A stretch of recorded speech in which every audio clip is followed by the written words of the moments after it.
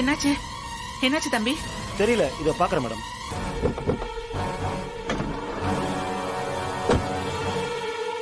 டேய், அறிவு இருக்கா? இப்படிதான் கார் முன்னாடி கொண்டாந்து நிறுத்துவாங்களா?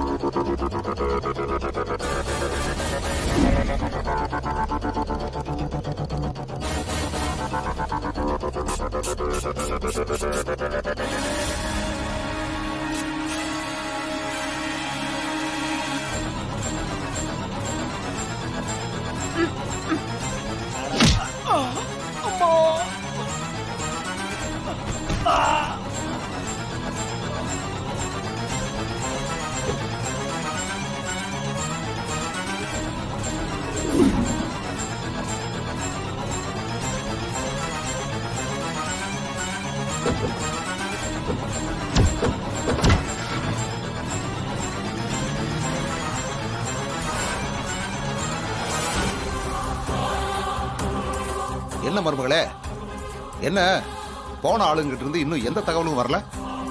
கொஞ்சம் வெயிட் பண்ணுங்க மாமா, கரெக்டான பசங்களை தான் அனுப்பியிருக்கேன். இது என்னாச்சு? அந்த அபிராமியை தூக்கிட்டீங்களா?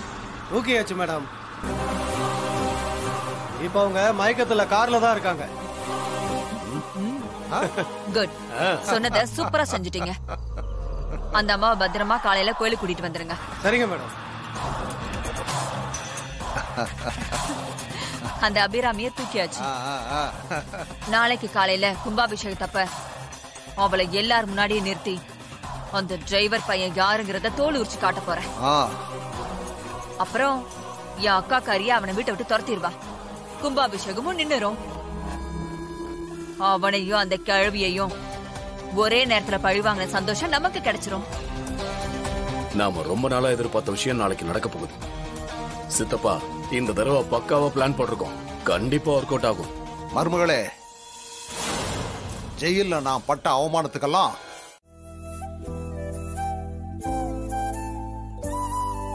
இதுதான் நம்ம வீடு.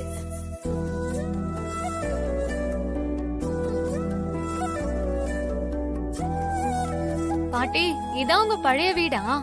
ஆமா கண்ணு, இதுதான் நம்ம பூர்வீக வீடு. இங்கதான் நானும் உங்க தாத்தாவும் வாழ்ந்தது. உங்க அப்பா பிறந்ததே இந்த வீட்டுலதான். என்ன பாட்டி, வீடு ரொம்ப டஸ்டா இருக்கு. இந்த வீட்டுக்கு வந்து ரொம்ப நாள் ஆகுதுல்ல, அதான் சுத்தம் இல்லாம இருக்கு. எல்லாம் பண்ணிடுவோம். இன்னைக்கு ராத்திரி நாம எல்லாரும் இந்த வீட்டுலதான் தங்க போறோம். விடிஞ்சதும் குளிச்சிட்டு கும்பாபிஷேகத்துக்கு கோயிலுக்கு போயிடலாம்.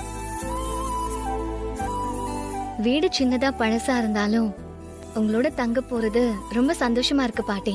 எனக்கு தாண்டா கண்ணுங்களா, நீங்க பிறந்ததுல இருந்து என் கூட நீங்க தங்கினது இல்ல, ஒன்னா உட்காந்து சாப்பிட்டது இல்ல. எல்லாம் இப்ப நடக்க போகுதுன்னு நினைச்சா ரொம்ப சந்தோஷமா இருக்கு. என்னைக்குமே நாம எல்லாரும் ஒன்னா இருக்கணும், சந்தோஷமா இருக்கணும்னு நான் ஆசைப்படுறேன். உங்க ஆத்தாக்காரி மனசு வைக்க மாட்டேங்கிறாளே. கவலைப்படாதீங்க பாட்டி, எல்லாமே சீக்கிரமா மாறும். நம்ம எல்லாரும் ஒரே குடும்பமா சந்தோஷமா இருக்கலாம். அந்த நம்பிக்கையில தாண்டா கண்ணு இருக்கேன். சரி வாங்க வாங்க வாங்க, உள்ள போலாம் வாங்க. பாருங்க பாருங்க பாட்டி, பழைய வீடா இருந்தாலும் அம்சமா நல்லா இருக்கு. அப்பாவும் இங்கதான் பிறந்து வளர்ந்தாருன்னு சொல்றீங்க. அப்ப அப்பா இந்த வீட்டுலதான் பிறந்தாரா? ஆமா கண்ணு, இந்த வீட்டுலதான் உங்க அப்பா பிறந்தான். அப்பெல்லாம் பிரசவத்துக்கு ஆஸ்பத்திரிக்கு போறது யாரோ ஒருத்தர் 2 பேர் தான் போவாங்க. எனக்கு பிரசவ வலி எடுக்கும் போது இந்த வீட்டுலதான் இருந்தேன். இந்த ஊர்ல இருக்கிற ஒரு மருத்துவச்சி தான் எனக்கு பிரசவம் பார்த்தாங்க. எனக்கு பிரசவம் பார்க்கும்போது உங்க ஐயா தாத்தா வீட்டுக்கு வெளியில தான் காத்துக்கிட்டு இருந்தாரு.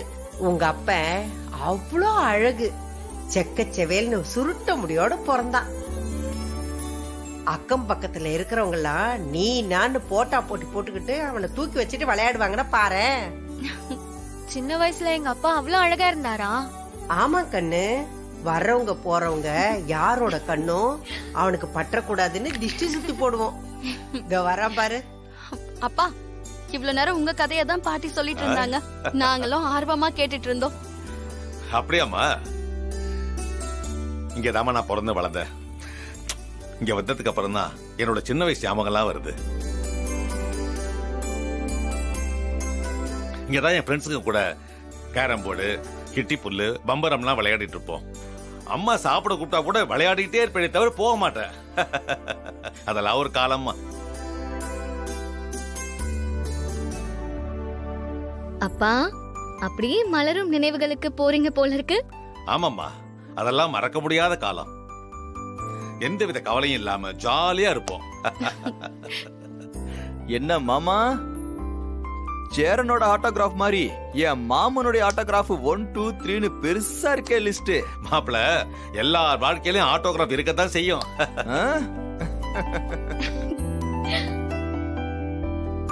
உங்க அப்ப நல்லா வளர்ந்ததுக்கு அப்புறம் தான் இப்ப இருக்கு பாரு அந்த பெரிய வீடு, அந்த வீட்டுக்கு அங்க குடி போயிட்டோம்.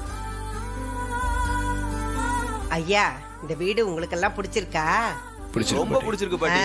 சரி, எல்லாரும் உட்காந்து பேசிக்கிட்டு இருங்க, நான் எல்லாத்தையும் ரெடி பண்ணிட்டு வரேன். உட்காருங்க உட்காருங்க உட்காருங்க.